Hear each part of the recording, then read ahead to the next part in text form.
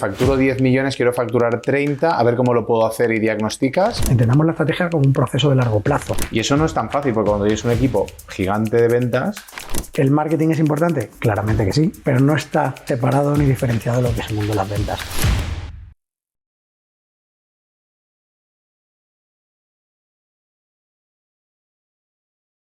Buenas a todos, otra vez aquí en nuestro podcast. Hoy tenemos con nosotros a Ángel Garrolena. Muchísimas gracias por... Bueno, siempre aceptas todo lo que te propongo. Ángel es un tío fácil y lo vais a ver ahora en la entrevista que le voy a hacer. Ángel podría ser perfectamente mi primer mentor de ventas. Nos conocimos en Plug and Play cuando estaban acelerando nuestra compañía Entrenarme y el vendedor salió siendo el comprador, ¿eh? Muchas gracias por invitarme al podcast. Diego, la verdad que es un orgullo y un honor poder compartir contigo un ratito experiencias, ideas y todas las locuras que tenemos en la cabeza, que yo creo que hacen mucha falta en muchas ocasiones para llegar a buen término en los negocios. Pues sí, sobre todo a mí lo que me interesa del podcast es que la gente se vaya con cosas aplicables. Perfecto. No tanto vamos a hablar de trayectoria, vamos a hablar de cómo nos conocimos, vamos a hablar de un montón de cosas, metodología de ventas, que es tu expertise, pero me gustaría que la gente luego dijera, oye, puedo contactar a Ángel, pero además puedo aplicar cosas ya desde hoy en mi negocio o en mi día a día, ¿no? Nos conocimos en Plug and Play, tú eras mentor de ventas de Plug and Play, de Wayra y de otras entidades. ¿Cómo entraste en el sector startup siendo que tú siempre has sido, cómo te autodenominarías? ¿Experto en ventas, mentor de ventas? ¿Cómo lo harías? Bueno, yo siempre he sido vendedor, vamos a dejarlo en la base, ¿no? Siempre he trabajado en ventas, siempre me ha gustado. Pese a que estudié biológicas, que te puedes imaginar que es una carrera que no tiene nada que ver. Bueno, yo ciencias del deporte y ahora hago temas patrimoniales. Efectivamente, O sea que... pero sí, los destinos son siempre muy curiosos. Pero aunque estudié biológicas, siempre me apasionó el mundo de las ventas, probablemente porque soy hijo de empresario, siempre lo he vivido en casa y me parecía muy interesante. Después tengo ese puntito sociable que hace que me resulte muy cómodo relacionarme con personas y por lo tanto me resulta sencillo tener esas actividades de interlocución constante que te permiten encontrar la forma de llegar a acuerdos, ¿no? Que es de lo que se trata en el mundo de las ventas. Lo que no quita que hayamos seguido aprendiendo durante muchos años cómo mejorar la actividad, cómo desarrollarla, cómo ser más eficiente, más productivo, etcétera, ¿no? Cómo meter metodología. Cómo meter metodología, efectivamente. O crearla si no la tienes, que se puede crear. Y efectivamente, trabajando con el mundo startup, pues fue absolutamente circunstancial, ¿no? Después de asistir, siempre cuento la anécdota que después de asistir a una conferencia sobre el mundo de startups, cuando estaba empezando toda esta burbuja startupil, ¿no? O todo este ecosistema, tuve la oportunidad de asistir a una conferencia en la Complutense y a raíz de ahí pues conocí a profesionales, a algunas personas que trabajaban en Wayra, la aceleradora de Telefónica, y en una conversación resultó que estaban buscando a alguien que les diera formación sobre ventas. Y yo pues rápidamente levanté la mano y dije, no busquéis más, ¿no? Que aquí estoy yo, que yo me encargo. Y la verdad que no había dado nunca una formación de ventas, había trabajado con equipos y había trabajado en distintas organizaciones, pero nunca había dado una formación de ventas. Me la preparé, resultó que salió tan bien que no solo repetí durante muchos años con ellos, sino que además se extendió mi nombre y mi expertise a otras aceleradoras, como en la que te conocí a ti, a Plug and Play, o estuve trabajando con Vía Galicia, con el Fondo de Emprendedores de Repsol, he hecho algo en Lanzadera también, o sea, he estado trabajando con prácticamente todas, en CEIN, todas las grandes españolas he trabajado con ellas.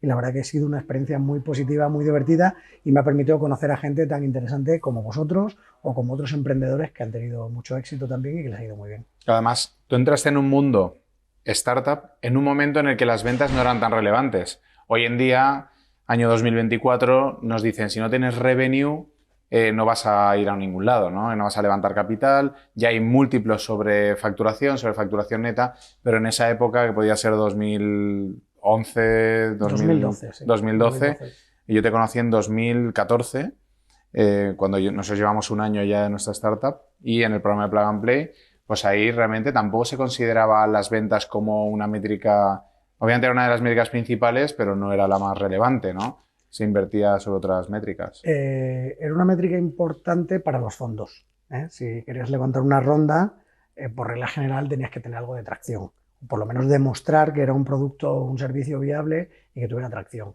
Si no, lo normal que ocurría es que de cara a aceleradoras y al mundo de las startups que estaban incipientes, se enfocaban mucho más en todo lo que tuviera que ver con el producto y con el equipo, porque el talento ya sabes que es súper crítico de cara a elegir dónde quieres apostar, dónde quieres invertir. Pero en aquella época en la que este movimiento, este ecosistema estaba en proceso de gestación y antes, porque las startups han existido siempre, pero en ese momento es cuando empezó a dárseles bombo y platillo.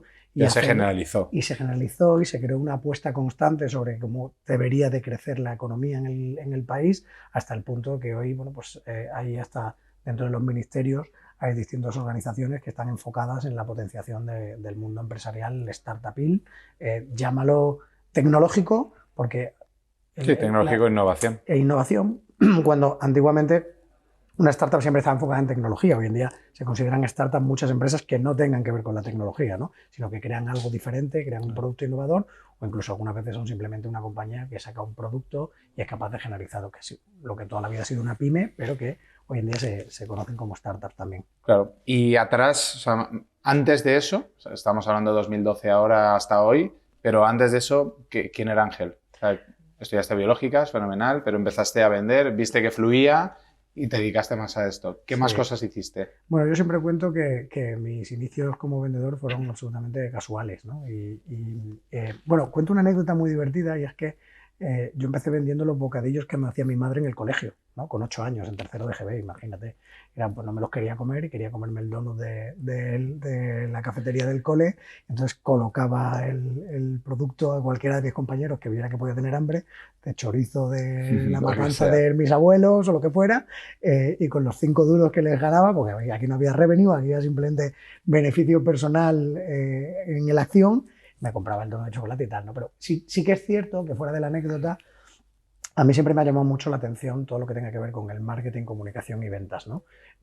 Para mí están totalmente unidos y siempre he estado dándole vueltas a cómo mejorar el proceso de convencer a alguien o de impactar en alguien de cara a que después pueda haber una transacción. Entonces, ¿el marketing es importante? Claramente que sí, pero no está separado ni diferenciado de lo que es el mundo de las ventas. Sin marketing, puedes tener el mejor equipo de marketing del mundo, si no hay tracción, si no hay ventas, no sirve de nada, y puedes tener el mejor equipo del mundo de ventas, que si no tienes un marketing que te genere un proceso de crecimiento o un impacto suficientemente creíble en el mercado y confiable, no conseguirás resultados, ¿no? Entonces, a mí siempre me ha gustado enfocarme en eso. Entonces, toda la actividad profesional que yo he tenido ha estado muy vinculada en esto, ¿no? He trabajado en multinacionales como pueden ser Xerox, he trabajado en multinacionales como Reuters, donde yo diseñé acciones específicas para captar la atención de clientes que eran C-levels para conseguir resultados. O sea, he estado haciendo muchas cosas en algunas multinacionales y en alguna pyme pequeñita, pero siempre trabajando desde una perspectiva de cómo generamos confianza en los clientes, cómo atraemos esa masa crítica de profesionales y cualificamos las oportunidades, los leads, y a partir de ahí cómo transaccionamos hacia un resultado positivo en las acciones de venta, ¿no? Antes de meternos ya en la harina, ¿qué otros clientes has trabajado? Porque te has trabajado con grandes compañías toda tu vida. ¿Qué otros clientes y cómo les has ayudado sobre todo? ¿Qué impacto has generado en ellos? Pues mira, yo he trabajado con clientes de muchos tamaños. He hecho formación y operaciones para grandes grupos del IBEX 35. He asesorado a alguna empresa a crear su estrategia comercial desde cero, pues filiales de las IBEX o distintos spin-offs que se creaban, y he trabajado con pymes medianas, grandes y startups, ¿no? Hay muchas compañías, algunas del mundo del ámbito, de las más grandes del mundo, que es curioso, he dado formación, por ejemplo, porque es una de las facetas que más me reconocen, ¿no? El mundo de la formación.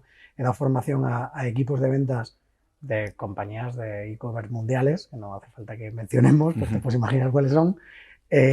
Y siempre he estado trabajando desde una perspectiva de ayudar a entender que la lógica de las ventas no es solamente el one shooting, ¿no? Sino que tiene que haber una planificación. Y todo ese proceso de planificación conlleva un ejercicio de identificar áreas, de identificar tácticas, estrategias. Yo siempre hablo de una cosa que es lo que en ingeniería se llama la vista explosionada, que es que tú puedes ver un motor, por ejemplo, o cualquier pieza de ingeniería, eres capaz de desguazarla por trocitos para saber cuál es, pues...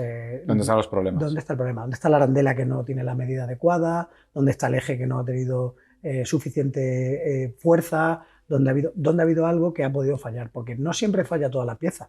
sino que lo que falla normalmente es un tornillo que está mal apretado o una situación concreta dentro de una acción comercial, ¿no? Entonces, la clave es revisar un proceso, pero con una perspectiva detallada y global. No solamente decir, oye, no me ha salido, o el resultado de esta campaña o de esta acción ha sido mala, por lo tanto no funciona la estrategia, ¿no? El go-to-market no ha fallado. Entonces, a mí siempre me ha gustado meterme en esa harina y repasar desde una perspectiva global, como te digo, todo lo que sería la actividad. Y cuando tú entras con un cliente o con un partner, tú haces un diagnóstico primero. Sí. Ves a ver el departamento cómo está. Me estoy metiendo ya porque veo que tienes ganas de meterte. Bueno, pues al final... Y como a mí me encanta sacarte información, pues luego escribo libros y esas cosas. Que siempre lo dice, cabrón de mis formaciones y luego vais a sacar el libro él. Sí, bueno, oye, es el único alumno que me nombra en los libros, ¿no? Lo cual te lo agradezco enormemente porque le he dado clases a mucha gente y al final eres el único que me ha nombrado en un libro. A mí me gusta reconocer a la gente que ha pasado por mi vida y me ha enseñado cosas, así que... Muchas gracias. Tú entras con un cliente, diagnosticas, ves un poco su departamento, la estructura, otros departamentos, como has dicho, marketing y otros departamentos que influyen dentro. Producto, compras, ¿no? Producto o compras. Tecnología. Y luego pones unos objetivos o los ponéis en conjunto. Oye, pues hay que facturar más o hay que mejorar los procesos. ¿Cómo haces esa estimación de objetivos? Bueno, hay una cosa que son las cargas de trabajo, pero ahora si quieres entrar en detalle. Luego nos vamos a meter bien a... Yo cuando entro en un cliente, lo primero que identificamos es el ASIS de consultoría puro, ¿no? ¿De dónde partimos? ¿Qué están haciendo? ¿Qué no están haciendo? ¿Cuáles son los resultados? ¿Qué es interesante? ¿Qué no es interesante? ¿Qué es aplicable? ¿O qué habría que revisar por si hay una desviación y corregir? Si hay homogeneización en toda la actividad por parte de un pool de profesionales que están trabajando en las ventas, si hay unas lógicas que tengan un corto, medio y largo plazo. O sea, cuando tú entras en un proyecto con un cliente, lo que haces es analizar el detalle al máximo. ¿Por qué? Porque puede que haya compañías que estén teniendo mucha facturación, pero que no sepan que están haciendo cosas mal y que eso a futuro les pase factura, ¿no? O que simplemente, esto es una cosa que es muy típica dentro de los equipos de ventas, te encuentras a gente que te dice que están sobrecargados de trabajo y si analizas realmente cuál es su carga de trabajo, a lo mejor efectivamente están sobrepasados, pero a lo mejor incluso no, ¿vale? Es muy probable que tengan mucho tiempo libre o que haya unas desviaciones o que haya parte del proceso que se está haciendo o que se está ejecutando mal, ¿no? Entonces, cuando tú entras en un proceso de mejora de la estrategia comercial de una organización y la estrategia, entendamos la estrategia como un proceso de largo plazo, ¿vale? Como una planificación. No es una cuestión de que tú llegues y digas, no, es que este mes han ido fatal las ventas. No, en este mes te han ido fatal las ventas por una serie de causas. Lo que hay que analizar es por qué te han ido globalmente o si esta casuística específica de este mes o de este Q o de este semestre o de esta semana estaba mal planificada, ¿no? A mí me encanta ver cómo, por ejemplo, las sesiones de pipeline de oportunidades están bastante mal medidas en todas las organizaciones o en la mayoría de las organizaciones. No vamos a generalizar tanto. Ahora hablamos de pipeline. Pero cuando tú te metes en toda lo primero que tienes que hacer siempre es de dónde partimos. Y a partir de ahí empiezas a analizar posibilidades. ¿Qué me gustaría o qué creo que en función de la fuerza de ventas de una compañía puede llegar, en función de la tipología de producto, del mercado con el que trabaja, dónde le gustaría posicionarse, que eso sí lo consensúas con la dirección de la organización, pero a partir de ahí lo que empiezas es a ver cómo puedes enfocar, ¿no? Hacia dónde lo quieres enfocar. Y tienes distintas áreas en las que te tienes que meter. Tienes que meterte en las áreas de comercialización, en las áreas de venta, en las áreas de personas, motivación, liderazgo. Diagnósticas con entrevistas, ¿no? No solamente datos. No, efectivamente. Tú, entrevistas a empleados. Si hay 200 empleados, ¿a cuántos entrevistaría? Pues depende. Al azar, un poco, aleatoriamente. Suelo seleccionar con la dirección quiénes son las personas que más me interesan, pero siempre coges perfiles de todos, ¿no? Los mejores en resultados, los más pésimos en resultados, los mediocres o medianos en resultados, y en función de eso haces una estimación aproximada, ¿no? Claro, 200 a nivel de entrevista te puedes imaginar lo que consume de tiempo, ¿no? Pero sí que es cierto que a lo mejor en una organización con 200 personas dedicadas a la venta o los distintos perfiles que pueden intervenir de marketing, de tecnología o de producto o preventa técnica, que algunas veces hay técnicos que tienen que intervenir. Todos los que intervengan dentro de un ciclo de ventas de una actividad comercial deberían de participar en ese proceso. Pues a lo mejor eliges 20, 30 y a partir de ahí haces un muestreo y después generalizas hacia el resto, ¿no? O sea, creas una estadística media. Pero ¿y el objetivo te suele venir dado por la empresa? Oye, facturo 10 millones, quiero facturar 30, a ver cómo lo puedo hacer y diagnosticas, o lo co-creáis. Bueno, igual puede cambiar ese objetivo una vez. Le dices, oye, esto no es realista. A mí me gusta analizar si realmente es realista o no. Entonces, yo normalmente hago un análisis de cargas de trabajo en función de la capacidad de los perfiles que trabajan, de los que participan en las acciones. Con esos análisis de cargas de trabajo identifico si es realista el go-to-market que pueden ejecutar cada uno de ellos y después hacemos estimaciones de conversión. Si las estimaciones de conversión están dentro de los márgenes actuales, podemos intentar mejorarlas si el proceso mejora, pero no van a subir 30 puntos. A lo mejor te suben 5 o te suben 4. Si yo veo que están dentro de un criterio lógico en función de su capacidad, porque tenemos dos indicadores críticos. El de capacidad, que es el KPI cuantitativo, o sea, esta es mi capacidad de llegar al mercado y esto es lo que puedo hacer, pues un vendedor puede hacer 20 llamadas al día, 5 visitas, 10 lo que sea. Claro, no es lo mismo B2B que B2C. Efectivamente, no es lo mismo. Y a partir de ahí, tú después dices, bueno, pues esto lo extrapolo al resto de la organización con todos los interventores en la acción comercial y después dices, oye, pues la carga de trabajo de go-to-market le va a generar la posibilidad de contactar con 70, 80, 100, 200, 300 clientes, los que sean, ¿vale? Si mi nivel de conversión dentro de un funnel es del 10%, del 20%, del que sea, pues vamos a llegar hasta aquí. Pero hay que hacer el cálculo. Si tú no haces el cálculo, a mí me parece súper cómodo arrastrar a la derecha el Excel y decir, si el año pasado facturé 10 millones, este año quiero 12. ¿Por qué? Pues voy a arrastrar a la derecha el Excel. Ya, pero tus perfiles tienen la capacidad de llegar, los tickets medios siguen siendo los mismos, hay algún tipo de producto que te pueda estar mejorando la relación. O sea, hay muchas variables que hay que controlar. Por regla general no se controlan, es una cosa que me llama mucho la atención dentro de todo lo que es la actividad de ventas de equipos, ¿no? Sino que dices, no, saco el látigo de 7 puntas o meto mejoras de incentivos de variables sobre equipo. Vale, estupendo, puedes incentivar, puedes liderar, puedes hacer todo lo que tú quieras. Pero si la capacidad técnica, la capacidad de llegada al mercado de tu equipo no está realmente consensuada, por mucho que esperes o aspires a alcanzar un mejor objetivo, no vas a poder hacerlo. O incrementas personal, o cambias tickets medios, o creces en explotación de otro tipo, pero no vas a llegar. Estamos hablando de que la carga de trabajo es crítica, porque al final los KPIs, te estaba explicando que los KPIs cuantitativos son la base. Sí, que la capacidad técnica. De cara a medir si el proceso de objetivos, que es lo que tú me preguntabas, si el proceso de objetivos puede alcanzarse en una dirección o en otra, yo digo que depende de la carga humana que tenga la acción o la interacción. Es verdad que estamos hablando en B2B con ventas tradicionales, con empresas tradicionales.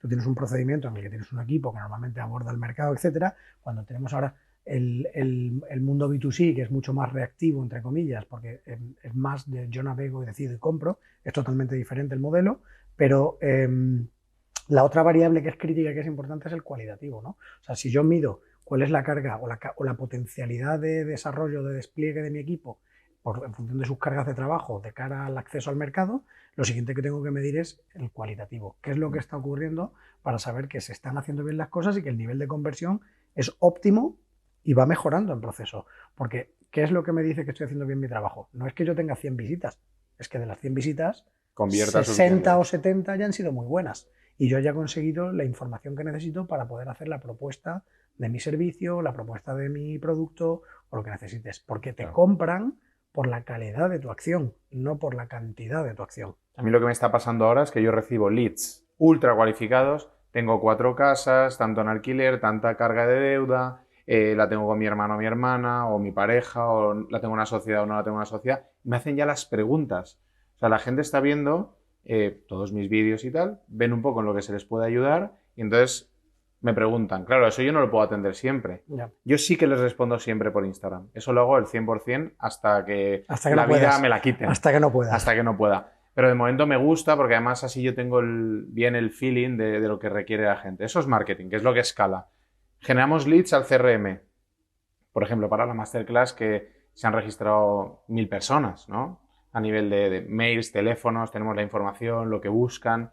Ahí la cuestión es luego cómo haces bien el nurturing y el closing para ver, no que estén en una masterclass, sino que realmente les puedas ayudar. Y eso, claro, tener unos vendedores cualificados lleva su tiempo. Claro. Entonces, tú seguramente te metas con los managers, ¿no? Que es, oye, ¿qué capacidad tiene el manager no solamente de motivación, de análisis de datos e interpretación, sino también de formación a su equipo? Claro. ¿No? Porque dices, oye, la capacidad cualitativa es casi cómo están deformados, ¿no? Capacidad técnica y capacidad a nivel de ventas ¿Qué tienen ¿Cuánto que hacer? te metes ahí a nivel de formación? Mucho, y de pero sobre todo es qué es lo que tienen que hacer, ¿no? O sea, una de las cosas que más ocurre es que cuando se da formación a equipos de ventas, se les da formación pensando básicamente en las soft skills, ¿no? Habilidades de negociación, capacidad de presentación, pero no se da una formación pensando en, oye, ¿qué es lo que tienes que recuperar de la relación con un cliente? ¿Cuál sería el formato en el que tú tienes que estar trabajando? Por ejemplo, con esto que tú me acabas de contar, un problema que te vas a encontrar a medida que sigas creciendo y escalando es cómo atiendes a toda esta gente. Yo, si fuera tú, empezaría a crear wikis. Y diría, oye, voy a crear wikis de contenido que veo que es el más estándar que me están preguntando y a lo mejor de una manera un poco más generalista, pero sí aportando ese valor, soy capaz de hacer que ese nurturing que le quiero dar después al cliente vaya por ahí, porque eso te va a aumentar el nivel de cualificación, siempre con algún call to action, sabiendo que, pues, oye, la capacidad que hay, que es a lo que me refería antes, la capacidad que hay de atención, pues oye, vas a tener un delay de a lo mejor 2, 3, 4 días en contestar. Bueno, pues oye, pues eso tiene que saberlo el cliente y tiene que ser aceptado por el cliente, o por el lead. Sí, ahí la gente entenderá que no puedes estar ahí. Que las manos son las que son y que no se pueden apostar muchas veces por más manos porque es un proceso caro y muchas veces preguntan cosas complejas que necesitan estudio. Claro. Pero sí, estoy muy de acuerdo contigo con el tema, y eso lo harías en vídeo y ya está. Claro, por ejemplo. Lo has hecho millones de veces. Píldoras. Como nosotros hacíamos en Entrenarme con los entrenadores, para ir cualificándolos, ¿no? A medida que van teniendo las respuestas más estándar. Y te pasará, Diego, que en un momento determinado tendrás potenciales clientes que serán clientes de ticket muy bajo, que se respondan de manera semiautomática, y potenciales clientes que sean de ticket muy alto, donde ya necesitan la importancia de una persona o varias personas participando en el proceso, ¿no? Entonces, ese modelo de filtrado, ese modelo de cualificación, tienes que tenerlo lo más definido posible. Y eso es lo que yo le recomendaría a cualquier persona. Oye, ¿cuál es el ticket medio? ¿Cuál es el perfil del cliente con el que trabajas? ¿Cuál es el que tiene además potencialidad y recurrencia futura? Para saber cómo te enfocas a mantener esa relación con ellos, para saber cómo quieres hacer ese cuidado. Mira, vamos a hacer el ejercicio, venga, ¿vale? Nosotros tenemos varias estructuras. El inversor puede entrar a invertir en una oportunidad, con lo cual invierte un dinero, al año se le generan unas rentas y pertenece al club, ¿vale? Eso es tipo una SPV, normal y corriente. La otra son pisos que nosotros vendemos vía Telegram. Nosotros, pisos que a lo mejor el vehículo o nosotros mismos no tenemos capacidad ese mes porque ya hemos hecho todo el deployment del capital. Y entonces decimos, oye, nos han llegado 5 pisos más, nos gustaría comprarlos, creemos que son grandes oportunidades, lo ponemos a disposición de otra gente que está en el club o que no está, pero pudiera estarlo.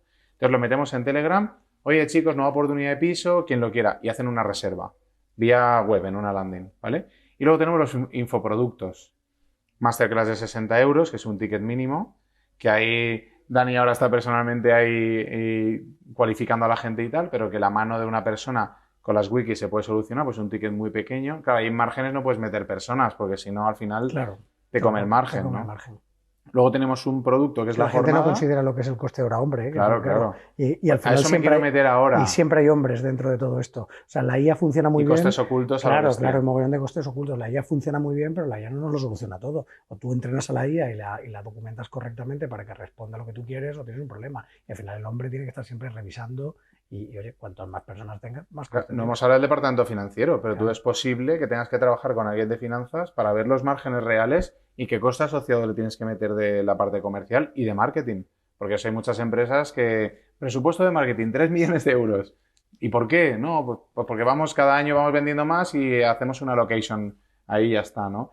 Luego tenemos la jornada, que son 2.500 euros, 8 horas, conmigo y con el equipo para hacer un plan patrimonial máximo 5 personas. Por ejemplo, la masterclass, que la primera masterclass fue de 60 euros.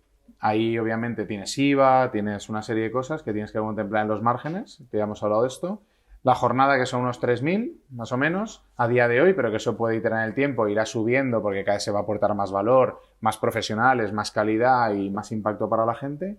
Real Estate Growth Program, que hoy son 12.000 en un año, pero es un seguimiento de todo el año para que tú, al final el objetivo es que la gente tenga no solamente un asesoramiento y una formación para hacer su plan patrimonial, sino también como te lo hacemos. Acompañamiento y... Claro, en base al ticket y para que la gente le sirva luego para hacer los cálculos en sus empresas es qué coste hombre o mujer estoy asignando a cada uno de mis productos, porque cada uno tiene Y luego también el vendedor, no es lo mismo un vendedor, un infoproducto semiautomático, pues yo qué sé, por ejemplo, una formación que vamos a hacer que son un curso de 2 meses con vídeo, puramente digital. Ahí no hay intervención de personas. Yeah.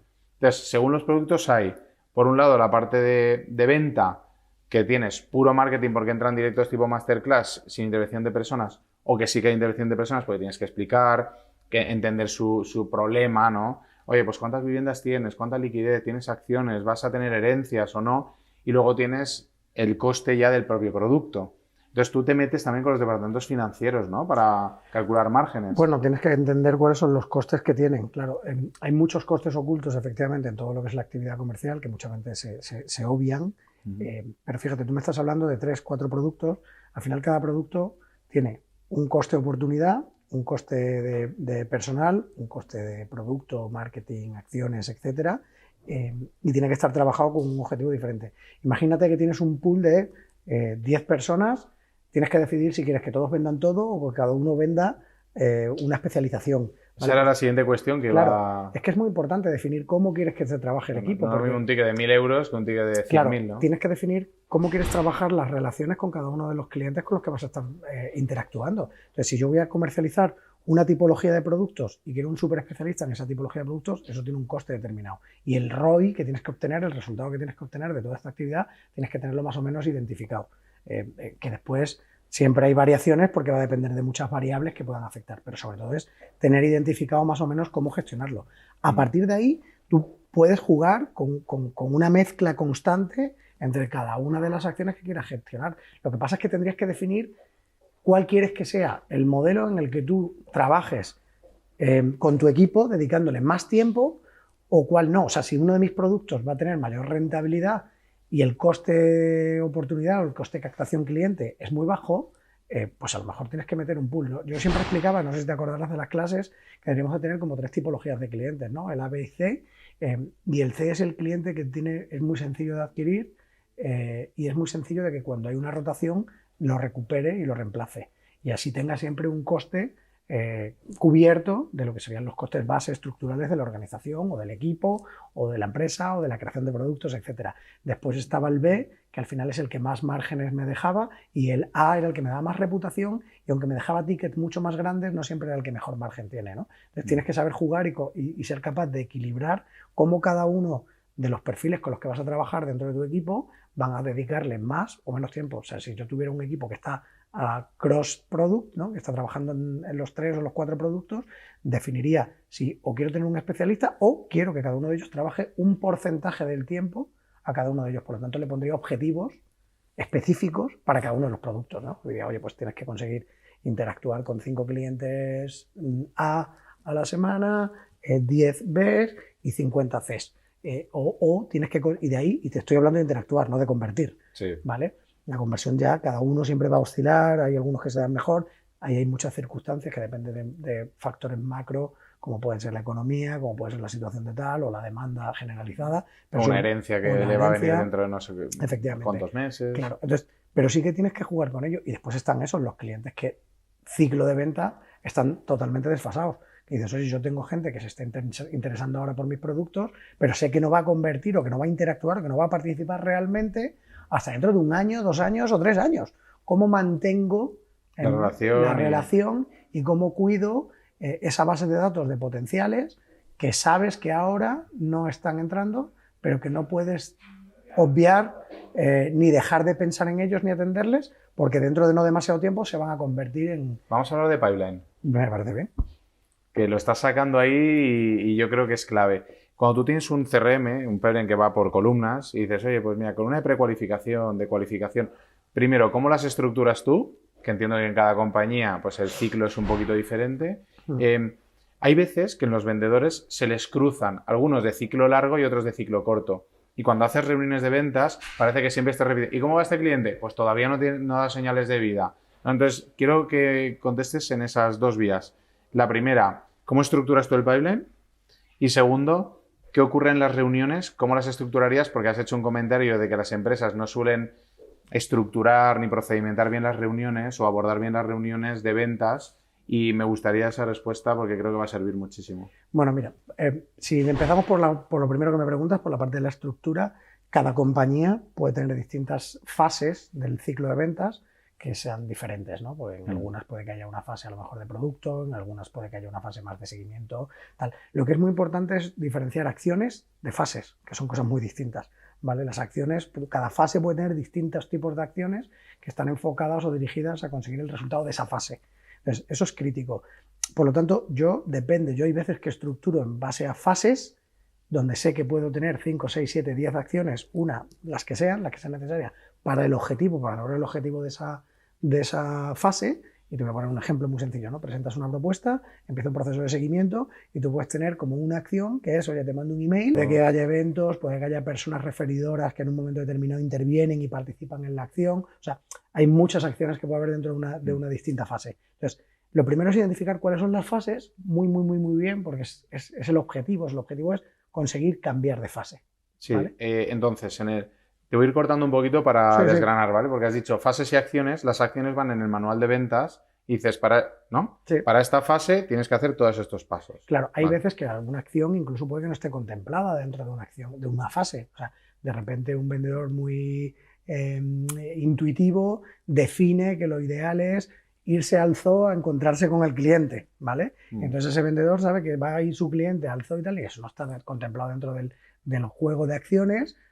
De manera generalista podría estar contemplado como una reunión, pero no estaría contemplado como, oye, voy a perseguir al cliente a tal sitio, pero sobre todo es que tú tienes que planificar. Lo primero es cuáles son las fases específicas de tu ciclo de ventas. Una vez que tienes súper identificadas las fases específicas de tu ciclo de venta, tienes que empezar a calcular cuáles son las acciones que deberían de ocurrir dentro de ese ciclo de ventas, ¿vale? ¿Y qué es lo que necesitas para cambiar de fase? ¿Vale? Porque al final tu objetivo cualitativo... ¿Cuál es el trigger que te cambia de fase? Claro, ¿cuál es el trigger que te cambia de fase? Pero las fases en realidad están bastante bien preestablecidas de manera genérica, ¿no? De manera genérica. Oye, precualificación, pues claro, luego haber esta información, luego cualificación, ¿no? Sí. El problema de la cualificación es que puede ser muy amplia. Claro. Que esto puede tener un montón de acciones y al final parece que el lead no se mueve nunca de fase. Mira, te voy a dar un dato, por ejemplo, que en el mundo de la fase se obvia siempre, que es el de identificación o research, ¿no? O sea, como la precualificación, ¿no? Ni siquiera la precualificación. O sea, antes de la precualificación es ¿dónde quiero disparar? O sea, por regla general... Eso ya es más marketing.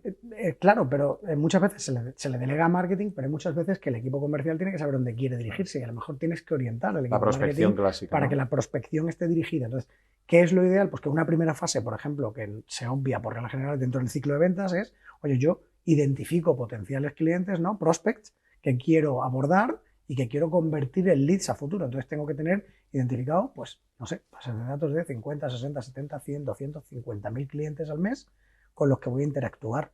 Y tengo que tener primero pensado dónde quiero dirigirme antes de empezar a dirigirme. Porque esto no es una cuestión de que yo haga publicaciones en LinkedIn o lance emails masivamente contra todo lo que marketing. Claro, y que se queja mucho ventas. De que no esa guerra entre marketing y ventas es muy interesante. De que no está cualificada. Claro, efectivamente tiene que existir primero un foco. Entonces tienes que ir haciendo una segmentación previa con identificación de potenciales clientes con los que trabajar. Eso sería una primera fase, por ejemplo, dentro de un ciclo de ventas que habría que identificar en las sesiones de pipeline. O sea, yo tengo un equipo que está trabajando en acciones de venta, pero yo tengo que saber que ellos van a seguir nutriendo esa base de oportunidades posteriores. Y para saber que tienen que nutrir esa base de oportunidades posteriores, sé que tienen que tener identificado dónde quieren dirigirse.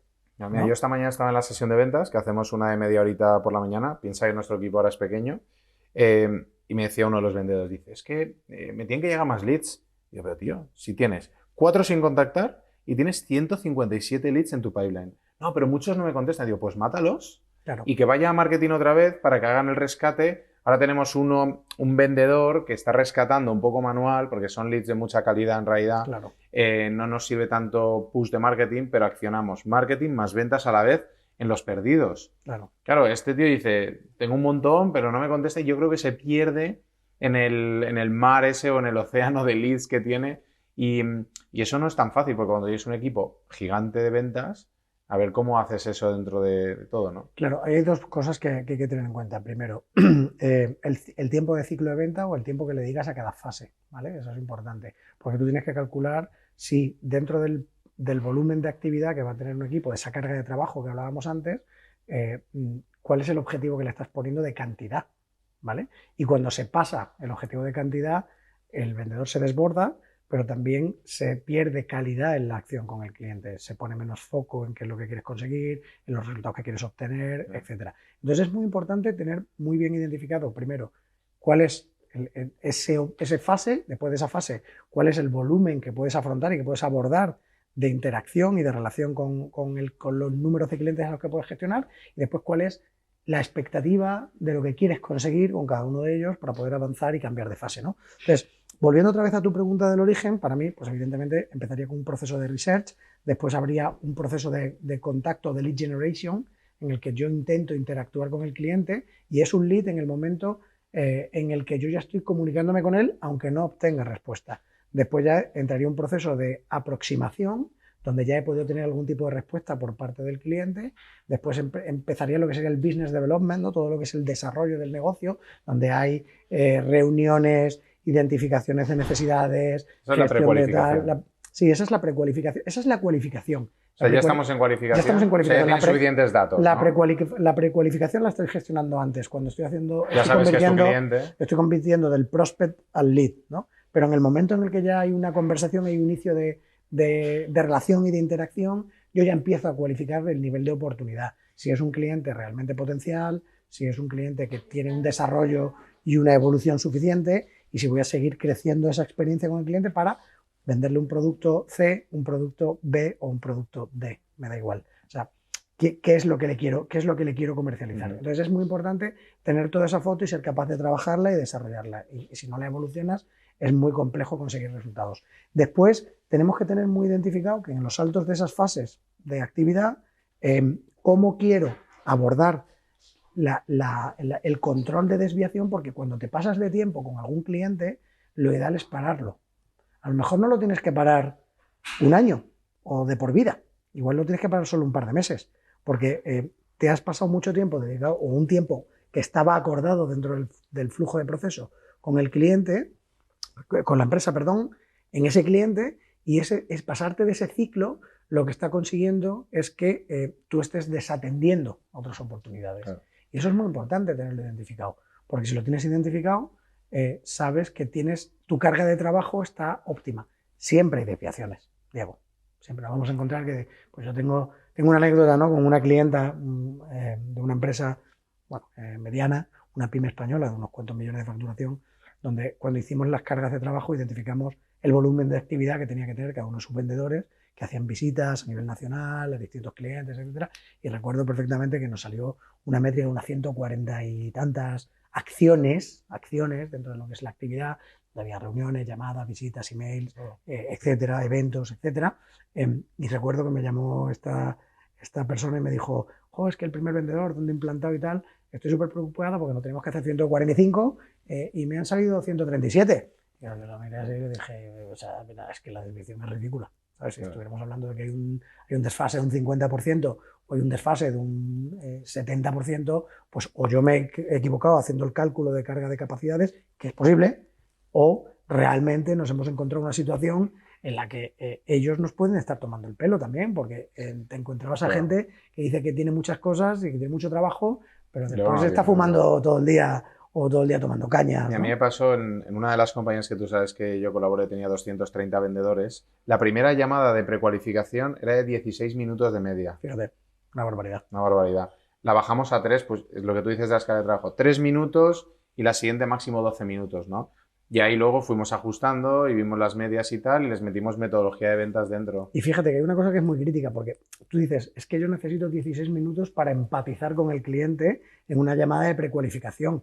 Y a lo mejor los necesitas, pero probablemente sea reducible. Y tú puedas seguir empatizando, porque la empatía no se genera porque tengas más cháchara y cuentes más anécdotas sobre... Y además luego la información no la captaban. Claro, es porque no estaba definido realmente cuál era el reporte que necesitas, el dato cualitativo que necesitas para hacer el cambio de fase. De hecho, uno de los factores clave fue que metimos un formulario antes de esa llamada de precualificación, con lo cual luego iban muy al grano. Esa es la precualificación, el formulario. Entonces, hay muchas formas de interactuar con los clientes para conseguir una serie de resultados, y cuando los consigues, evidentemente, eres capaz de llevarlo en una dirección que es la que te puede interesar más o la que te puede interesar menos. Con eso ya puedes empezar a trabajar, porque al final no nos olvidemos, el marketing nos genera mucha base de datos y puedes hacer llegada a muchos sitios. Pero lo que realmente importante es la calidad del proceso, cómo la estás gestionando. Porque nada me sirve tener 500.000 leads si no soy capaz de abordarlos. ¿Cómo ves tú la relación entre marketing y ventas? ¿Y cómo sería la estructura de un equipo clave? Porque yo he probado diferentes cosas. Marketing por un lado y ventas por otro, que marketing se divide branding, comunicación y luego marketing de captación de leads. Ventas siempre se queja que los leads no son suficientemente cualificados o que no llegan suficientes. Marketing dice que sí, pero que los vendedores son malos. Lo que también he probado es hacer un equipo de marketing sales dentro de sales, ¿no? Entonces, marketing sales trabaja con marketing y entonces son los que se encargan de como intermediar entre las dos y ir a la prospección esta que hablábamos, pero no son los propios vendedores que están prospectando y cualificando, sino que ellos solamente cualifican y les llegan los leads. Me vas a decir que depende, pero bajo tu experiencia, ¿cómo has intentado evitar eso? ¿Es un tema de ponerles en común y co-crear la estrategia? ¿Que las llamadas de ventas entre marketing? ¿Cómo lo has solucionado? Mira, yo recuerdo que hace muchos años los equipos de ventas y los equipos de marketing estaban como súper alejados, ¿no? Y había como mucha fricción entre unos y otros y parecía que marketing eran los cools, ¿no? Los guays, que hacían las cosas más chulas, más bonitos, los creativos, los que conseguían que la marca tuviera un nivel de reputación superior y por lo tanto generaban impactos suficientes como para que hubiera un inbound y por lo tanto los clientes de manera proactiva nos llamaran y el equipo de ventas actuara reactivo. Y el equipo de ventas era como el que tenía que despachar, gestionar y siempre además ha tenido una reputación relativa, ¿no? Hoy en día creo que se está cambiando un poco el concepto y el mundo del marketing está mucho más unido y mucho más pegado al mundo del vendedor, ¿no? Por lo tanto, los vendedores entienden de marketing y los marketingianos entienden de ventas y se dan cuenta de que es un proceso que está mucho más vinculado y que consigue un objetivo común para conseguir un resultado que es el éxito, ¿no? Y el EBITDA positivo de la organización y conseguir una serie de resultados. Para mí, todo esto conlleva un proceso de liderazgo en el cual tiene que haber una educación. El problema es que, yo esto es una de las cosas que más me encuentro, que cómo educar a los equipos es muy complejo. O sea, cómo darles una información, y lo veo en muchas de las empresas con las que colaboro, ¿no? Cómo darles la información adecuada para que sean conscientes de que el marketing no sirve de nada si no hay transacción, si no hay ventas, y que las ventas son muy complejas si no existe un proceso de marketing. Al final, una de las cosas a las que estamos tendiendo con la tecnología y con la evolución de las redes y la comunicación y la generalización o la apertura del mundo a tanta comunicación, una de las cosas que nos encontramos es que es crítico saber cómo relacionarte con el cliente y eso no solamente es desde la perspectiva de marketing, es desde la perspectiva de ventas. Entonces, tiene que haber una cultura de la organización, una forma de explicarles, una forma de orientarles a que todos los profesionales que intervienen tienen que ser profesionales que tengan conocimientos desde un punto de vista marketingiano, comunicación, relación, etcétera, y conocimientos desde un punto de vista transaccional de ventas, ¿no? O sea, no necesito que sea el típico vendedor de colmillo retorcido que te quiere sacar la sangre y tal, sino que entiendan el valor de cómo se trabaja con el cliente y de lo importante que es quedar bien con él y de lo importante que es que la confianza que estás generando se cumpla, ¿no? Después vendría la tercera pata, que es la de la operación. Se está gestionando bien la operación con el cliente, el nivel de satisfacción es alto. ¿Por qué? Porque eso me genera la recurrencia. Te iba a preguntar ahora sobre los farmers, claro, los account managers, que es... Porque hay una... Ahí viene la recurrencia del proceso y claro, es crítico tenerlo identificado, pero por eso te digo que cuando se plantea una estrategia comercial, que es lo que te contaba al principio, esa estrategia comercial tiene que estar visualizada en global, en corto, en medio y en largo plazo. Tiene que estar visto desde arriba. No me vale con que digas, bueno, este Q o este año tengo que cerrar en tanto. No, joder, hay que mirar cómo, con cuántos... Una cosa en la que fallan muchas organizaciones. Hay que ver los inputs, claro, no el output solo. Eso ¿no? es. Hay muchas organizaciones que viven de sus clientes históricos. Y dices, qué guay, has captado clientes. Y cuando se te vayan, porque los clientes tienen un ciclo de vida. Y el ciclo de vida, no sé, 2, 3, 4, 5, 10, 20 años, me da igual. Ese ciclo de vida se acaba. A veces se muere el cliente, por lo que sea, y te encuentras una situación que hay que gestionar y manejar. Entonces, tienes que coger y traértela desde otra perspectiva. Pues, oye, ¿cuánto nuevo negocio estoy generando? Entonces, a mí me da pena y algunas veces pánico, ¿no? Cuando intervengo en alguna organización y veo que la generación de nuevo negocio está totalmente obviada y abandonada. Pero una cosa cuestión aquí es, cuando ya pasa la cámara, imagínate los hemos separado. un reto que yo me he encontrado en varias compañías es, oye, ¿cómo hace la nueva venta un farmer si no es hunter? Porque ese tío, esa tía no es tan como revenue driven, ¿sabes? Que no va como a Pero porque levantar estamos el ticket. diferenciando entre farmer vendedor o farmer operaciones. Porque eso sería lo crítico. Muchas veces el farmer, el gestor de cuentas, gestiona no solo el cross-sell, ¿no?, o el upsell de las acciones que tiene dentro del cliente, sino que además está encargado de que el nivel de satisfacción del cliente sea alto porque la operación es eficiente. Entonces, hay que diferenciar. Y hay que ¿ves cómo tiene muchas variables? Y esto, si hacemos la revisión de todo el proceso, hay muchas variables que hay que tener controladas. O sea, yo tendría que tener métricas de operación y tendría que tener métricas de actividad comercial. Y eso es lo que a mí me daría una visión de si la actividad comercial está trabajando. Porque el upsell se lo está haciendo y el cross-sell se lo está haciendo el vendedor inicial. No, se lo suele hacer ya el es el farmer directamente. Los modelos tradicionales, cuando tú tienes un farmer y un hunter, el hunter capta el negocio, lo pasa, le da seguimiento durante un tiempín, pero no demasiado, y el gestor de cuentas es el que despliega todo el desarrollo y después busca el cross-sell y el upsell.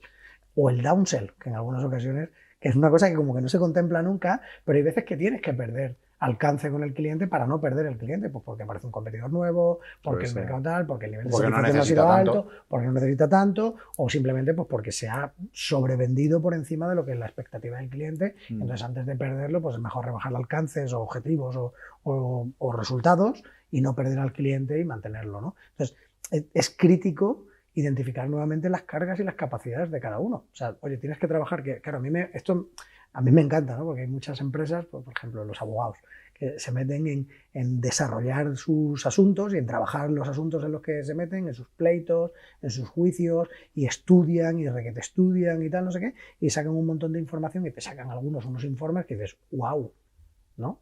Pero ¿te has enfocado en ver si en conocer a las personas de la empresa? ¿O te has enfocado en identificar si había otras oportunidades? ¿O te has enfocado en si esto era mejorable por otro aspecto o por otra casuística? ¿O si podías aportarle un valor adicional? Pues es muy crítico esto, es muy crítico trabajarlo. Y si no se enfoca, y no se le dan vueltas, lo que te vas a encontrar es que la gente va siempre a lo que le resulta más cómodo.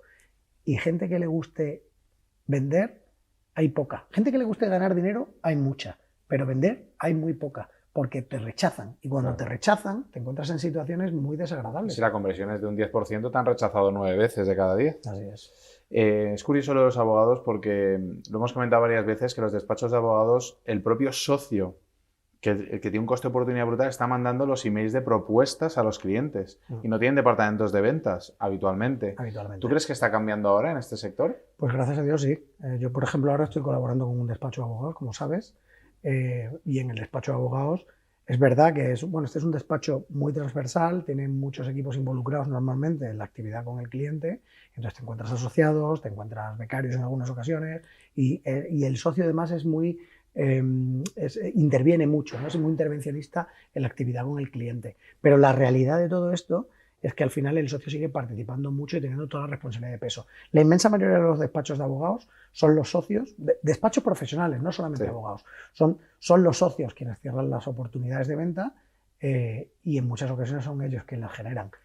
Ya hay algunos en los que empiezan a incorporarse los business developers, que tienen pequeñísimos equipos comercialmente. O sea, estamos hablando de las firmas que te puedes imaginar más grandes que hay en España, que pueden ser extranjeras o nacionales, empiezan a tener equipos de desarrollo de negocio, pero son equipos más marketingianos que generadores de verdad de hunting, ¿no? Y suelen ser los propios socios los que, con una estrategia poco descrita, tienen acceso al mercado y trabajan de manera casi intuitiva, desgraciadamente, ¿no? Sí. Entonces, sí que es verdad que la concienciación en este mundo de los despachos profesionales, por ejemplo, sí que se está enfocando mucho más a construir una estrategia mucho más transversal, mucho más global, mucho más identificada, con las variables específicas de cada una de las áreas de negocio donde trabajan, porque claro, no es lo mismo penal, que no es lo mismo que laboral, o no es lo mismo que mercantil, o no es lo mismo que procesal, ¿no? Pero sí que se les aplican variables comunes y transversales y después tienen las especificaciones de cada una de sus áreas de negocio, ¿no? creo que empieza a cambiar, empieza a haber marketing en el mundo de los abogados, ¿no? Por ejemplo. Empiezan a escribir, artículos, salir claro, cada en vez hay podcast. más, cada vez ves más publicaciones de ellos en redes, los ves en eventos, ¿no? Yo estuve en el South Summit hace unos días y había varios despachos que habían participado con stands, ¿no? Y en el mundo de emprendedores, que dices, joder, un emprendedor, nosotros que asociamos siempre a los abogados con la corbata y tíos como muy serios y que te ponen 1000 pegas, y empiezan a darse cuenta de que el mundo de la innovación también es un nicho y empiezan a aparecer por allí y se les ven en los eventos, cosa que antes, que tú y yo hemos ido a varios eventos, y dices, pero o sea, qué raro, ¿no? Un abogado aquí que es totalmente... Tío, así, veías a un emprendedor en Bermudas con un abogado con corbata. Con corbata, ¿no? sí, sí. De ahí que hiciéramos un poco el acuerdo con Black Cave, ¿no? Que ellos, yo les dije, oye, porfa, necesito vestir intermedio, porque yo voy a eventos de real estate o con abogados que van, o con banqueros que van encorbatados traje, y luego me voy con emprendedores del sector tecnológico y van casi en Bermudas en las oficinas. Entonces ahí, pues, creo que hay una oportunidad muy buena para que muchas veces dicen, oye, desarrolladores, informáticos, tal, pero es que los vendedores tienen una oportunidad brutal hoy en día. Sí. Tantos sectores que se están metiendo y que necesitan vendedores a punta pala. Yo lo que creo ahí, Diego, y te vuelvo a repetir, que al final es un tema en el que tengo la sensación de que la cultura de empresa empieza a permear hacia abajo y por lo tanto ya cada vez más el mundo de los CEOs y los grandes directivos empiezan a entender que el liderazgo consiste en ser capaz de transmitir a todas sus organizaciones una información que tiene puntos de vista común y puntos de vista específicos individuales. Y eso es muy importante, ser capaz de llevártelo hacia donde te lo quieres llevar. Y hacia ahí deberían de trabajar la mayoría de las organizaciones. ¿Cómo gestionamos? ¿Cuál es el pool? ¿Cuál es la responsabilidad? Pero ¿cuál es vuestra participación en esa responsabilidad? Porque si tú trabajas en un equipo de ventas, tú tienes una responsabilidad en consecución de resultados económicos para la organización y de generación de ingresos. Pero hay otros que intervienen en esa responsabilidad también, creando un producto, creando una relación con clientes, analizando los costes financieros, identificando la motivación de los empleados, en fin, o manteniendo las oficinas. O sea, todo el mundo interviene en que la cultura de la organización esté enfocada en el nivel de satisfacción más elevado de los clientes de cara a esa comercialización. Por supuesto. A nivel de la reunión de ventas diaria, ¿cómo la sueles estructurar? ¿Es una cada día de media hora, de una hora, de 15 minutos, tipo Scrum?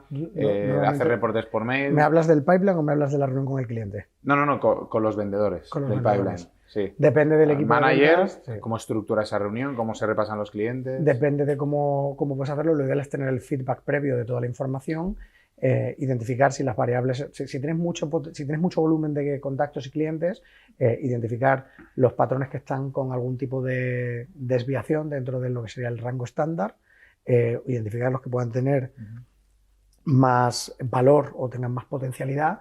Y después, sobre todo, si es por ticket, pues buscar los que tengan un ticket más interesante, o por margen, buscar los que tengan un margen más interesante. Si es una cosa mucho más sencilla, en la que hay menos volumen, pues puedes repasar uno a uno cada una de las actividades. Dependerá nuevamente del volumen de gente que tengas y del equipo y de cómo quieras trabajar cada una de estas cosas. Claro. Pero a mí, por ejemplo, me gusta hacer un análisis previo, ir con los datos clave, y después de vez en cuando siempre metes alguna cosa así como que no se esperan, ¿no? Y dices, oye, ¿qué ha pasado con este? ¿Qué ha pasado con el otro? Puedes explicar, porque los learning que se sacan, los aprendizajes que se sacan de muchas acciones de tus compañeros, se pueden corregir errores o se pueden aportar a la experiencia y al conocimiento de los equipos. Vale, ¿cuántas horas de formación tiene un vendedor a la semana de media para hacer roleplays? No digo que tengan el mercado, sino idealmente. Esa pregunta, idealmente. Debería de haber acciones, no por semana, pero a lo mejor sí al mes, se deberían hacer refresh, ¿no? O sea, a lo mejor por semana es muy bestia, pero una vez al mes sí que se debería hacer algún tipo de ejercicio, de revisión de best practices, de learnings en situaciones complejas. De producto también, ¿no? Claro, eso sería ideal, ¿no? Oye, pues me ha pasado que he encontrado esta situación y la comparto con todo el equipo para poder identificar mejoras que queramos aplicar o una estrategia específica. Pero, desgraciadamente, los objetivos suelen ser tan cortoplacistas que la inmensa mayoría de las organizaciones obvian esta acción. Entonces, con suerte se hace una vez al año, en los kick-offs se pueden trabajar estas cosas. O si tienen sesiones de equipo, ¿qué tal? Pues bueno, una vez al Q y tal. Pero vamos, por regla general, se piensa más en lo que quiero conseguir que en lo que tengo que corregir. Lo cual es curioso, porque si corriges, al final consigues. Puede que consigas mejor. ¿vale? Es como si quieres adelgazar 10 kilos, pues tienes que entrenar tantas horas con estas cargas, este tipo de entrenamiento. Si haces esto y reduces comida o comes mejor, sé que vas a perderlo. Pero si tú empiezas a hacer al azar cosas, pues a lo mejor lo pierdes o no. Así es. Inputs versus output. Tema mentores, ¿vale? Última cuestión por aquí. Tú eres uno de mis primeros mentores de ventas, si no el primero y el más relevante. ¿Quién era tu mentor? Bueno, yo siempre digo que mi primer mentor fue mi padre. Mi padre es empresario, yo he aprendido mucho de él, buenas y malas cosas, ¿no? Tratas de corregir lo que has aprendido. Después mi primer jefe, tuve un jefe que tenía una promotora inmobiliaria, por vincularlo precisamente con lo vuestro, pero es verdad que mi primer año de trabajo, ¿no? Mi primer año de trabajo pagado y profesional, no echando un cable en casa o haciendo tal, fue en una promotora de viviendas donde tuve mucha suerte, gané mucho dinero en los primeros meses, en aquel momento, claro, estamos hablando del 96, 97, 98, por ahí andaría. Y bueno, la experiencia fue tremenda porque claro, cuando eres un tío de 23 años, 24, y te pones a trabajar donde te crees que lo sabes todo, pero no tienes ni idea de nada, te das cuenta de la cantidad de cosas que si tienes la capacidad de escuchar y la curiosidad de aprender, puedes aprenderlas, ¿no? Entonces yo recuerdo a Antonio, que fue, o sea, yo siempre decía que era del tío que más he aprendido con mucha diferencia. Desgraciadamente ya falleció, pero yo siempre le he estado muy agradecido de todo lo que aprendí en aquella época, ¿no? Después en Reuters tuve una gran jefa, cuando trabajé en Reuters, en la agencia de noticias, fue mi primer trabajo en Madrid, tuve una gran jefa que me apoyó y me valoró mucho y además a nivel liderazgo fue fantástica porque siempre nos ponía por delante y nos empujaba, nos cuidaba, nos protegía. Metíamos la pata como todo el mundo y en esas meteduras de pata ella nos corregía y nos decía, chicos, la próxima vez de tal, no sé qué. Y yo, bueno, recuerdo horas indespectivas. Y después tengo la suerte o la gran suerte de tener muy buenos amigos vinculados con el mundo de los negocios a los que siempre les consulto cosas, ¿no? Tengo mi amigo Roger, por ejemplo, que es un crack del mundo del marketing. Cuando se me ocurre alguna idea loca de, oye, ¿tú harías esto? ¿Cómo te parece? Tal, fíjate qué idea de no sé qué. Pues siempre le pregunto.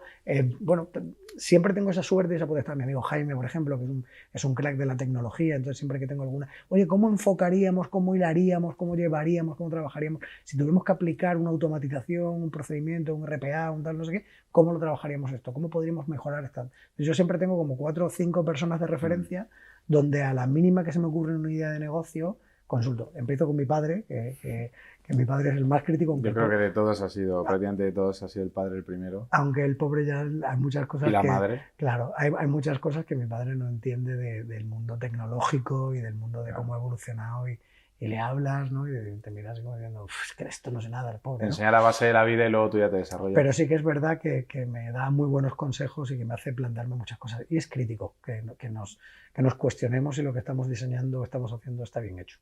Sí, yo siempre he tenido mentores. Yo siempre recomiendo a los emprendedores o a quien sea, inversores, lo que sea, un buen pool de mentores que te enseñen cada una de las disciplinas y un buen pool de asesores. Que para mí la diferencia es que el mentor se preocupa de toda tu vida. El asesor te asesora en una cosa. Oye, ¿qué tal te parece este producto que me he ideado? El asesor fiscal. Oye, ¿qué te parece este impuesto que no entiendo? Tal. Pero el mentor es el que realmente dice, oye, yo me voy a preocupar de que tú vendas bien. Yo me voy a preocupar de que tú hagas buen business. Yo me voy a preocupar de que tú crezcas profesionalmente. Para mí esa es la diferencia y siempre recomiendo a los emprendedores que tengan su advisory board o mentores o como lo quieran llamar, ¿no? Así es. Tú has conocido a un montón de gente, grandes empresarios, grandes emprendedores, emprendedores que han vendido compañías, emprendedores que han levantado rondas, gente que tiene patrimonio, gente que tiene menos pero que está construyéndolo.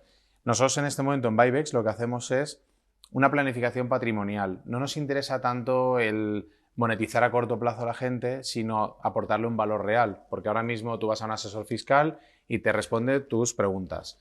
Vas a uno de finanzas y te ayuda con tus finanzas personales. Pero no hay ahora mismo nadie que nosotros sepamos, y me encantaría que me contactaran si alguien lo hace, que te diga, mira, pues tienes 4 inmuebles, vas a heredar 2, tienes 100.000 euros en acciones y ahora pues tú puedes jugar con la deuda, sí, tienes una capacidad de ahorro tal, así, ¿no? Y si planificas bien todo el servicio de deuda y el tema del ahorro y tus activos, vamos a poder llegar a tanto, en base a tus objetivos y tus sueños. Eso es lo que estamos haciendo ahora. ¿Cuánta gente de la que tú has conocido, que he descrito, realmente crees que tiene un plan patrimonial? o van un poco a salto de mata con sus empresas y se lo encuentran y no tienen una planificación? Yo creo que la mayoría de la gente no tiene planes a largo plazo. Me sorprendería que hubiera gente que tuviera planes a muy largo plazo. Vamos a pensar en un plan a 4 o 5 años, que sería como una cosa media. Tampoco creo que haya mucha gente. La gente vive muy al día, eso ya lo sabes. Muy al día, sí. Entonces es verdad que reaccionan en función de lo que se van encontrando.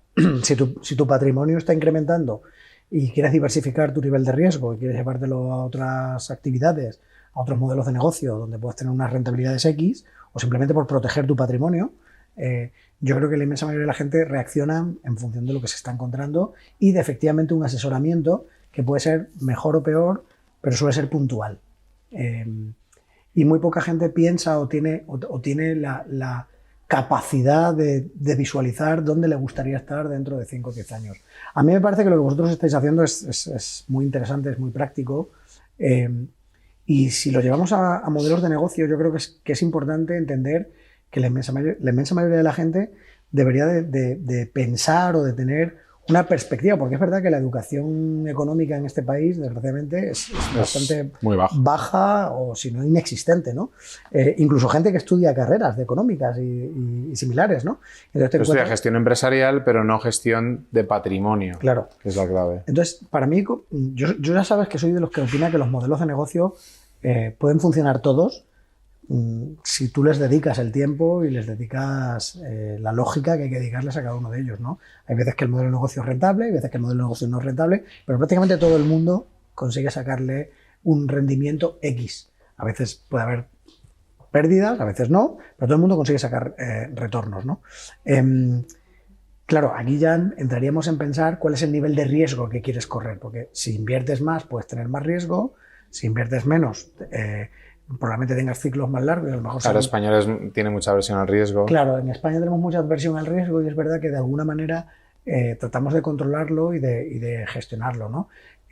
Y al final, parte crítica de todo este proceso es decidir cuál de tu pool de capital o de patrimonio estás dispuesto a arriesgar para saber cuál es el rendimiento que le quieres sacar, porque si yo quiero ser moderado en mis inversiones, pues me meteré a cosas, pues no sé, a letras del tesoro, que me va a dar un margen muy bajito, pero sabes que es muy estable y que durante un tiempo, bueno, pues te has hecho una inversión X. Claro, pero que no disfrutas del apalancamiento. Que no disfrutas, efectivamente. Entonces, es muy crítico, ¿no? Pero creo que hay una necesidad importante en entender y en culturizarse desde una perspectiva financiera. El otro día hablaba con uno de los abogados con los que nosotros colaboramos, me decía, es que la gente no entiende que si tú haces prevención, pues igual que los médicos. Y es, oye, prevención de salud, hacer ejercicio, comer bien, no fumar, no beber alcohol, o todo en su justa medida. Lo mismo con las finanzas personales.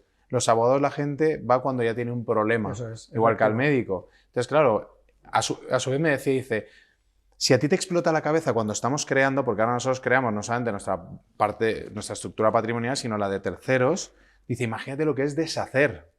Gente que tiene problemones, pues se ha ido encontrando en el camino. A mí me pasó con entrenarme que al vender yo tributé el 20 y muchos % en el tramo que estaba en ese momento, máximo el 26, ahora ya está el 28, tanto el cash como las acciones que recibí, el equity que recibí en una compañía. Porque eran en especia. Claro, por no haber tenido una holding por encima. Claro, cuando ahora yo hablo ya con criterio de las holdings y tal, el emprendedor que empieza no sabe si va a vender, si no va a vender. Si va a triunfar, no va a triunfar, claro. Entonces dice, no voy a montar la estructura porque tiene unos costes al año, que realmente son 300 euros al año, o sea, nada más. Y dices, oye, ¿por qué no la gente lo hace desde el inicio? Pero es lo que tú has dicho, dice, no me planifico a más de un año vista, de repente heredo 2 viviendas, ay, qué mal, ahora tengo que pagar impuestos. De repente gano no sé cuánto, vendo la empresa, ¿y ahora qué hago, no? ¿Sabes qué pasa, Diego? Mira, yo te voy a hacer una pregunta. Tú que, con todo lo que has aprendido en estos años y cómo has evolucionado, por ejemplo, y tienes muy planificado qué es lo que quieres hacer, seguro que también tienes miedos, ¿no? Y esos miedos son los que te llaman a la incertidumbre a la hora de tomar decisiones. La inseguridad. Esa inseguridad. Tú dices, yo me puedo gastar, por ejemplo, yo recuerdo cuando me propusiste invertir en entrenarme, que yo dije, es que meter un ticket, otra startup, conozco 1000 startups, es verdad que la afinidad era buena, que yo veía que erais tíos que currabais, y dices, me la voy a jugar y voy a meter un ticket aquí de 20.000, 30.000 euros y a lo mejor desaparece y me la juego, pues a lo mejor patrimonialmente no me interesaba en ese momento o estaba muy justo como para hacer una inversión y te entran las dudas y te entra el miedo. Igual que tú ahora, que tienes un desarrollo profesional muchísimo más amplio, has tenido éxito, has triunfado, también tienes que tener miedos. Y esos miedos son los que nos frenan a todos, ¿no? O sea, no sé si a lo mejor quieres compartir alguno de tus miedos, pero sobre todo es que todos los inversores con los que tú tratas, todos los clientes con los que tú tratas, también tienen un momento de duda. Y ese momento de duda, después si triunfa donde no han invertido, se arrepienten. Yo siempre me arrepentiré de no haber invertido en Entrenar.me. O sea, bueno, compraste un bono por lo menos. Bueno, compré bonos. Empezaste a entrenar. Empecé a entrenar y mejoré algo. Ahora ya CrossFit y todo, ¿eh? Sí, pero en aquel momento siempre piensas, joder, debería de haber invertido. Claro, a toro pasado. Es muy fácil decir qué tonto fui de no invertir. Pero igual que tú, seguro que ahora en ese proceso en el que estás, tendrás dudas y tendrás miedos, porque tú puedes hacer una planificación, pero las planificaciones tienen muchas variables y pueden cambiar, ¿no? No sé si es miedo o inseguridad, pero puedo compartir alguno. Yo en Entrenar me lo he pasado tan mal, porque al final es una startup y lo he pasado muy bien en cosas. Yo tengo grandes amigos que aún hablo, ha sido una experiencia inolvidable, pero luego también he pasado momentos de casi quiebra. Muchos momentos. Entonces, tensiones de caja. Claro, tensiones de caja heavies. O sea, pasan decir, todas, pasan todas las organizaciones. Todas las startups. Las grandes, las pasan las grandes, pero en las startups tienen menos tienes que crecer muy rápido. Entonces, yo he diseñado un modelo a nivel personal, patrimonial, en el que yo puedo ir más lento. Te apalancas. Me apalanco en banco, pero tengo la deuda controlada, claro. Me apalanco en inversores y tienen un retorno a la vez que yo también lo tengo. Y cuando invierto en inmobiliaria creo que tiene todas las capas. Puedo generar comunidad que me gusta, puedo hacer parte de crecimiento si quiero, montando una PropTech en un momento dado. Tengo algunos vehículos de inversión que ahí los hacemos grandes o pequeños como nosotros queramos, pero luego tienes el subyacente que es para siempre y te permite una planificación a largo plazo que las startups no. Entonces, mi miedo sería que en un momento dado me cambie el chip y empiece a arriesgarme más de la cuenta, a no controlarme a mí mismo. Ese sería, yo he hecho mucho trabajo de introspección. Falta de datos, ¿verdad? Porque cuando tú haces la planificación a futuro y haces el forecast de lo que quieres alcanzar, si te faltan datos es cuando llegan las incertidumbres. Exacto. Ahí es donde está la clave. ¿Cómo generamos el suficiente data mining para conseguir mantener la información que me permita que mi nivel de riesgo esté asumido por mis capacidades? Sí, al final, mira, en bolsa me ha pasado muchas veces. Cuando yo me he salido de mi plan, yo soy una persona muy metódica a nivel de plan. O sea, yo me hago planes Cuando vendí la compañía, hicimos un plan a 13 años. Y dijimos, mira, a los 45 retirados, ¿vale? Retirados, no jubilados, que es muy, muy diferente, ¿no? Que al final lo hemos hecho mucho antes, por suerte, porque nos ha traccionado muy bien el producto y lo que hemos hecho. Pero cada vez que me he salido del plan, he perdido. Claro. Entonces, al final es tu mente y dices, oye, dentro, y esto ya es un tema de introspección personal y ver qué capacidad tienes tú de como stick to the plan, ¿sabes? Oye, tío, has hecho un plan, pero claro, los emprendedores nos aburrimos de nuestro propio plan. Bueno, queremos innovar constantemente, claro. Somos creadores, ¿no? La gente que trabajamos en startups y que hemos trabajado en proyectos propios y tal, somos creadores, estamos siempre buscando cómo mejorar. Te desfocalizas muchas veces, claro, te vienen nuevas ideas. Claro, entonces, tienes que tener un socio al lado o alguien que te baje la tele y te diga, oye, tío, esto era el plan. De ahí los mentores, también inversores, te pueden ayudar. Sobre todo el plan. Tener la hoja de ruta, lo más definida y lo más marcada posible. Sí. Oye, Ángel, muchísimas gracias por habernos dedicado este ratito. Tú sabes que siempre te hago 200.000 preguntas y si pasara más tiempo contigo, al final acabaría sacándote horas y horas y horas de información, pero bueno, eres un libro interminable. Yo creo que a la gente le va a servir un montón y de todas maneras te pueden contactar. Sí. ¿Quién te gustaría que te contactara? Bueno, yo soy feliz con poder echar una mano muchas veces, ¿no? Y a mí me encanta hablar con emprendedores, pero también me gusta ayudar a directivos de compañías y a cualquier persona que tenga una duda en el sentido de cómo optimizar o cómo mejorar su relación con clientes, ¿no? Que es a lo que me dedico en las empresas en las que colaboro. Y lo que te encanta. Y lo que me encanta. Me divierte muchísimo, eso se me nota, ya lo sabes, sí. Que disfruto mucho definiendo, diseñando y ejecutando y controlando la ejecución de la actividad comercial, porque es la gasolina de cualquier empresa. Si no hay gasolina, el motor no anda. Entonces, o hay ventas, o están bien pensadas, están bien trabajadas, y me generan referencias y además me dan mucho ancho de banda o tengo un problema, ¿no? Y no obsesionarse con el producto, no obsesionarse con la reputación, que la reputación son todos añadidos al final, ¿no? O sea, tienes que tener muy bien hecha tu estrategia de go-to-market para conseguir el resultado y posicionar la compañía donde tú quieras. Es un pool de todo y tiene que estar todo equilibrado, pero las ventas son fundamentales y si se olvidan generan muchos problemas y mucho dolor de cabeza. Pues sí, muchas gracias por el ratito, muchas gracias por el impacto que has tenido al final en nuestras compañías, en nuestras vidas y seguro que habrá segunda parte. Muchas gracias a ti. Gracias.